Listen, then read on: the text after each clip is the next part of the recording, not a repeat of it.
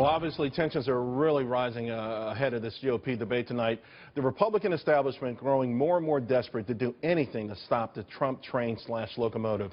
Arizona Representative Trent Franks has asked his fellow Republicans to sign onto a letter urging either Ted Cruz or Marco Rubio to drop out so the GOP can consolidate behind one single anti-Trump opponent. The representative joins us now. Sir, thanks for joining us tonight. Thank you, Charles. You know, I find it, your letter says through rivalry, disunity, and hatred in our ranks, conservatives are now in danger of splintering their voice. And then you go on to talk about perhaps Donald Trump being the eventual general election nominee, and not too kind words. What is it about a Donald Trump nomination that really scares you guys so much? Well, first of all, let me correct some things. You had mentioned that this was from the establishment. I'm pretty much considered one of the most conservative members of Congress and would never be considered establishment. Secondly, I guess these days the narrative is that anyone who's not for Trump is establishment. But yeah, I know, but this is not true. That's the problem.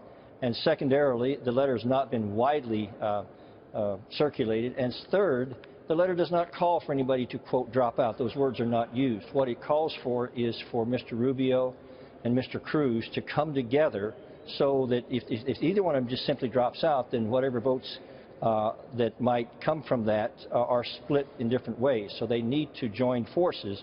It's not a political problem here. It's a mathematics issue. Right. And we don't know what the future holds. No one does.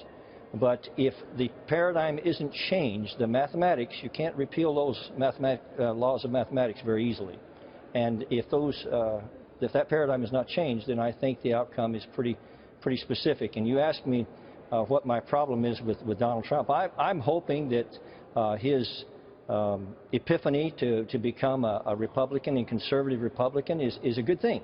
Well, you say that we don't know fundamentals. We don't know the fundamentals where Trump stands on the issues, right? So you're worried about that. We don't know where he really is. Let me ask you this: Who are your fellow Republicans who might have already signed on this or are considering it? I'll let that manifest when it will. There's just I've only probably maybe talked to maybe a dozen people. Maybe we might get half that many sign on. Has it been receptive though? Are people receptive to it?